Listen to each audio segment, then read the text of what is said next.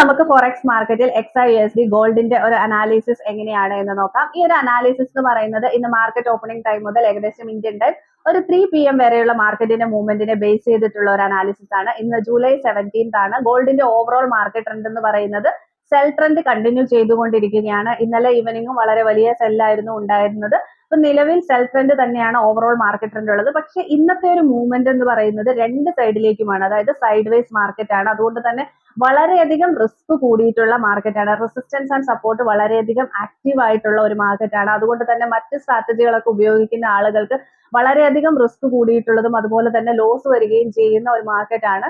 ഇത്രയും നേരമായിട്ട് ഒരു മൂവ്മെന്റ് കാര്യങ്ങൾ അങ്ങനെയാണ് വന്നിട്ടുള്ളത്. അപ്പൊ ഇന്നത്തെ ഒരു ഹയസ്റ്റ് പ്രൈസ് എന്ന് പറയുന്നത് 4008 4009 റേഞ്ച് വരെയാണ് മാർക്കറ്റ് മുകളിൽ വന്നിട്ടുള്ളത്.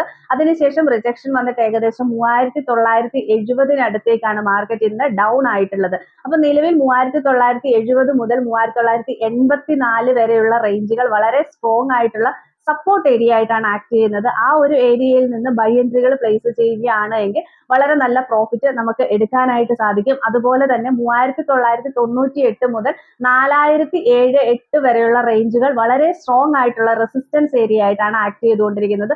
അവിടെ നിന്ന് സെൽ ട്രേഡ് എടുക്കുകയാണെങ്കിൽ നമുക്ക് നല്ലൊരു പ്രോഫിറ്റ് ഏൺ ചെയ്യാനായിട്ട് സാധിക്കും. ഈ രീതിയിലാണ് മാർക്കറ്റ് ഇന്ന് മുഴുവൻ അങ്ങോട്ടും ഇങ്ങോട്ടും മൂവ് ചെയ്തുകൊണ്ടിരിക്കുന്നത്. അപ്പൊ ഓരോരുത്തരുടെ സ്ട്രാറ്റജി ചിലപ്പോൾ എടുക്കുന്ന സമയത്ത് നമ്മളുടെ എൻട്രികളൊക്കെ ഒരു മിഡിലിൽ നിന്നാണ് എന്നുണ്ടെങ്കിൽ ലോസ് വരാനുള്ള സാധ്യതകൾ വളരെയധികം കൂടുതലായിട്ടുള്ള മാർക്കറ്റാണ്. അതായത് ഓവറോൾ മാർക്കറ്റ് ട്രെൻഡ് സെല്ലിൽ ഇരിക്കുകയാണെങ്കിലും രണ്ട് സൈഡിലേക്കും മൂവ്മെന്റ് നല്ല രീതിയിൽ ഉള്ളത് കൊണ്ട് തന്നെ നമുക്ക് കറക്റ്റ് ആയിട്ട് നമ്മളുടെ എൻട്രി കാര്യങ്ങളൊന്നും കറക്റ്റ് അല്ല എന്നുണ്ടെങ്കിൽ വളരെ വേഗത്തിൽ നമ്മളുടെ SL ഹിറ്റ് ആവാനുള്ള സാധ്യതയുണ്ട്. അതുകൊണ്ട് തന്നെ ഇന്നത്തെ മാർക്കറ്റിൽ വളരെയധികം പേഷ്യൻസോടുകൂടി നമ്മൾ വെയിറ്റ് ചെയ്യുകയും നമുക്ക് കറക്റ്റ് ആയിട്ട് എങ്ങോട്ടാണ് എന്നുള്ളൊരു ക്ലാരിറ്റി കിട്ടിയതിന് ശേഷം മാത്രം നമ്മൾ ട്രേഡ്സ് ചെയ്യാനായിട്ട് ശ്രമിക്കുക.